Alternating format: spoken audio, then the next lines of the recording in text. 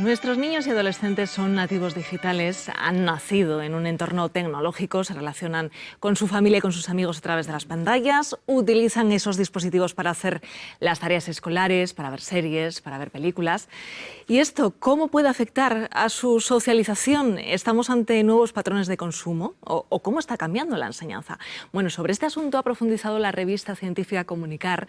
Nos acompañan su editor y profesor Luis Miguel Romero y el catedrático Antonio García Jiménez. Muy buenos días a los dos. ¿Qué tal? Buenos días.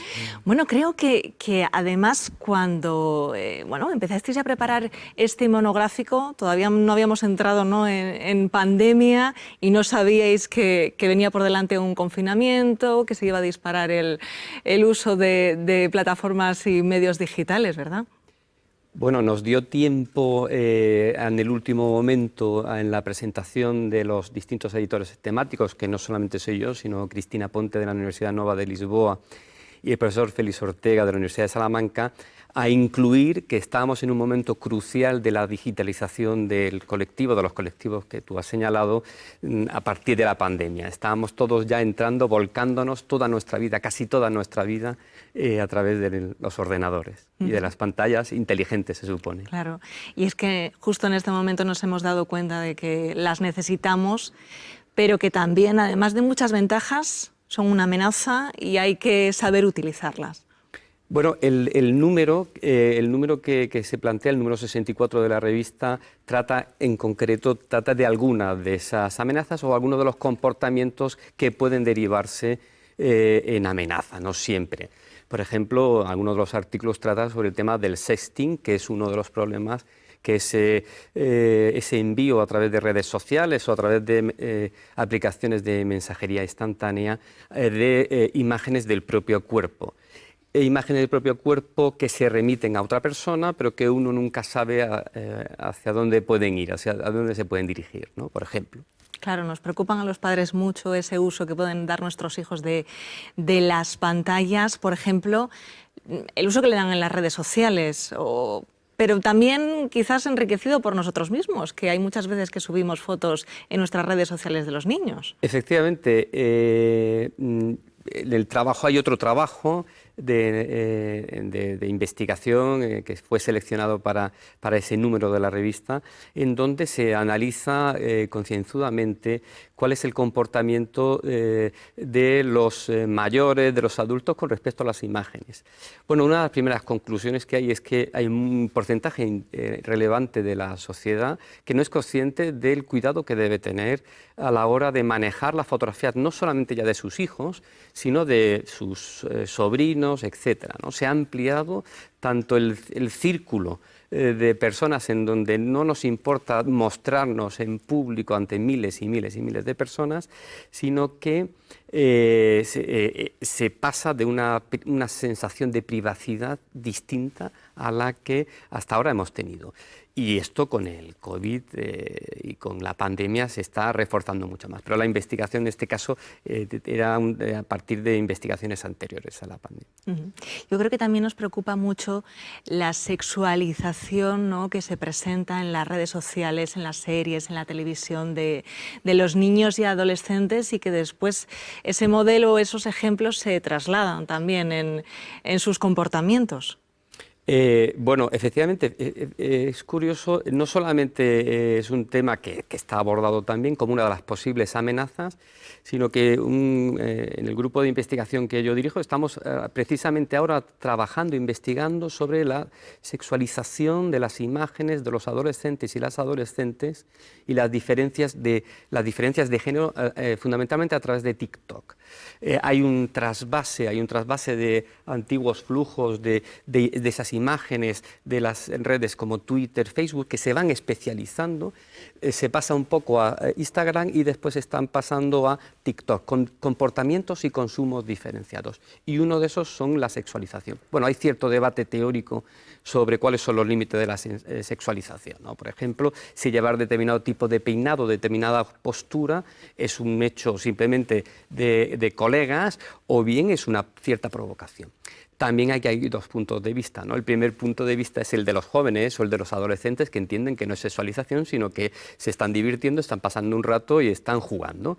Y el de los mayores, que tenemos otro sentido, otra percepción, que nos preocupa por las consecuencias, las derivaciones de relaciones de esos grupos de edad. Uh-huh. Pero hablemos también de las ventajas, de las cosas positivas que tienen las pantallas y los dispositivos, ¿no?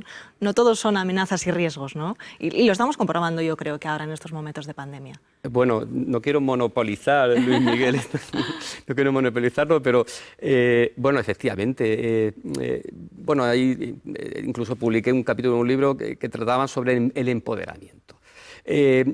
Primero, la educación, la capacidad de acceder, la eficiencia que tiene, la capacidad de conectarnos con otras personas, de compartir experiencias. Bueno,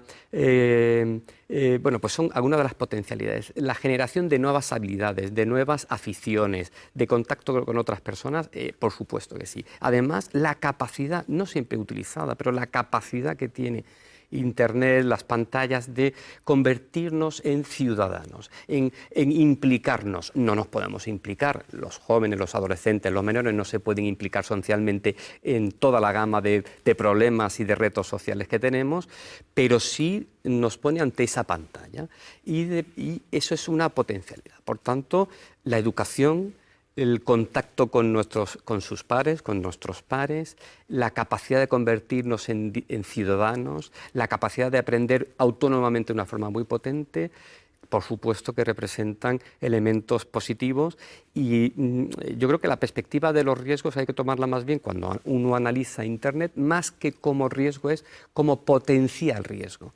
Y también los puntos fuertes, los puntos positivos, como potencial, es decir, es el ser humano en cualquiera de su edad, ayudado, cuanto más pequeños son, ayudados por nosotros, por los adultos, que puedan desplegar todo ese conjunto de habilidades, de potencialidad que tiene. Pero por supuesto sin descartar necesariamente el cara a cara y el contacto humano que tanto echamos de menos en estos tiempos, ¿verdad? Luis Miguel, qué importante también que se trate, se profundice y se investigue en este tipo de temas y que después podamos leerlo en revistas como científicas, de la importancia de las revistas científicas como Comunicar. Sí, por supuesto, las revistas científicas son un órgano de difusión de las investigaciones. De cierta manera es la transferencia de ese conocimiento que se genera a partir de investigadores, de profesores universitarios, en la traducción en un idioma que sea comprensible no solamente para personas, para profesionales, sino también para tomadores de decisiones, gobernantes, otros investigadores. De alguna manera, las revistas científicas buscan realmente presentar resultados bien totales o parciales que nos puedan dar cierta exploración sobre un fenómeno complejo para justamente tomar decisiones adecuadas. Lo acabamos de ver con la situación del COVID, justamente cómo los investigadores están tomando de cierta manera una punta de lanza en el tema y los gobiernos que han atendido de cierta manera a las indicaciones de los científicos han sido países o han sido territorios donde se ha controlado más la pandemia o por lo menos sus efectos. La verdad es que el tema de las pantallas y los medios digitales nos ha venido, ¿no?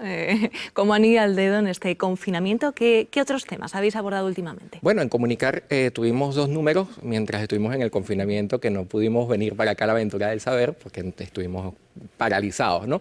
Pero en la revista seguíamos trabajando siempre, ¿no? Y tuvimos un número sobre, acabado de publicar en octubre, sobre metodologías mixtas, un poco hablando sobre la combinación de métodos en ciencias sociales, cuantitativos y cualitativos, y el número anterior a este fue sobre igualdad de género en la educación y en los medios de comunicación.